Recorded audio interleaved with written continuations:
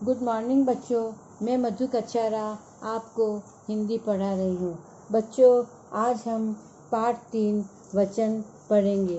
पाठ 3 वचन में आपको मैं समझा रही हूँ। बच्चों, इसका शाब्दिक अर्थ होता है आश्वासन, किंतु व्याकरण में इसका अर्थ बदल जाता है। व्याकरण में वचन का अर्थ संख्या से किया जाता है। वह शब्द जिसके द्वारा किसी विकारी शब्द की संख्या का बोध हो उसे वचन कहते हैं। बच्चों, वचन के 2 प्रकार होते हैं, एक वचन और बहुवचन। एक वचन विकारी पद के जिस रूप से किसी एक संख्या का बोध होता है उसे एक वचन कहते हैं।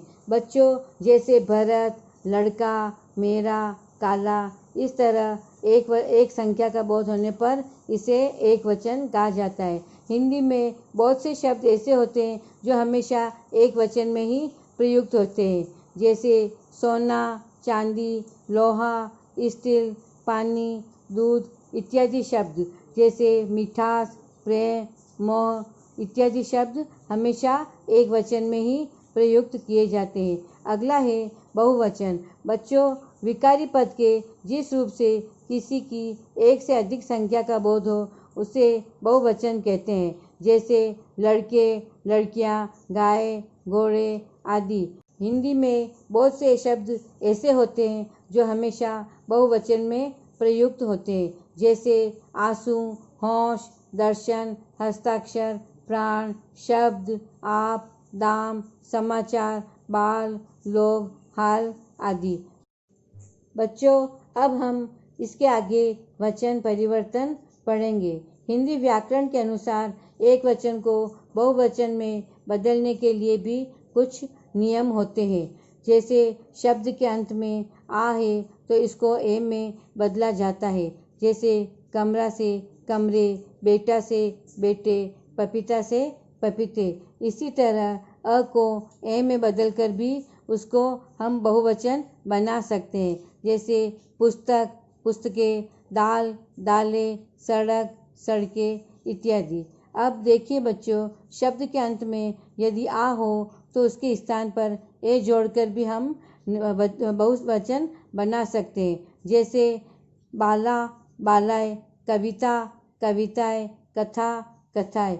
अब इसी तरह अगर ई की मात्रा है, जैसे दवाई, तो इसको इया में बदल देंगे हम, तो दवाई का दवैया, लड़की से लड़कियां, खिड़की से खिड़कियां हो जाएगा। अब देखिए बच्चों, स्त्रीलिंग शब्द के अंत में या आए तो उसको या में बदल दिया जाता है, जैसे चिड़िया, चिड़िया, डिबिया, डिबिया, गुड़िया, गुड़िया।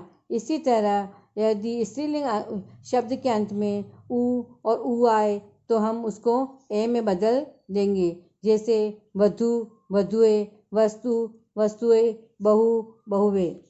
बच्चों, अब देखिए, जैसे रोटी, इसमें बड़ी की मात्रा है तो हमने इसको छोटी की मात्रा में बदल दिया और यों लगा दिया। इसी तरह नदी, इसमें बड़ी की मात्रा को छोटी में करके नदियों कर दिया। अब देखिए बच्चों, एक वचन शब्द के साथ जन, गण, वृंद आदि लगाकर भी उसको हम आगे बहुवचन बना सकते हैं, जैसे गुरु से गुरुजन, अध्यापक से अध्यापक गण, लेखक से लेखक वृंद। अब बच्चों देखिए, वचन परिवर्तन के भी कुछ नियम होते हैं।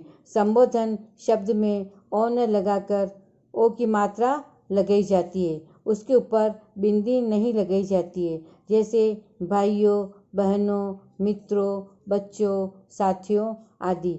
पारिवारिक संबंधों के वाचक आकारांत है, जैसे आ की मात्रा लगी है तो हम उसको उसी में शब्द में बोलेंगे, उसका कोई परिवर्तन नहीं होगा। जैसे चाचा का चाचे नहीं होगा, चाचा ही रहेगा। इसी तरह माता, दादा, बाबा आदि रहेंगे, किंतु भांजा व भतीजा अथवा साले से भांजे, भतीजे तथा साले शब्द बनते हैं। इसी तरह विभक्ति रहित आकारांत से भिन्न पुल्लिंग शब्द कभी भी परिवर्तित नहीं होते, जैसे बालक रहेगा, फूल, अतिथि, हाथी, व्यक्ति, कवि आदि। इनको इन्हीं रूपों में बोला जाता है। बच्चों आगे देखिए, विदेशी शब्दों के हिंदी में बहुवचन हिंदी भाषा के व्याकरण के अनुसार बनाए जाते हैं। स्कूल से स्कूलों, न कि स्कूल्स, कागज से कागजों, न कि कागजात होता है। बच्चों, भगवान के लिए भी निकटता सूचित करने के लिए तू का प्रयोग किया जाता है, जैसे हे ईश्वर तू बड़ा दयालु है, अरे भाई तू शीघ्र ही यहाँ आ जा। थैंक यू बच्चों, आप इसको पढ़ना और समझना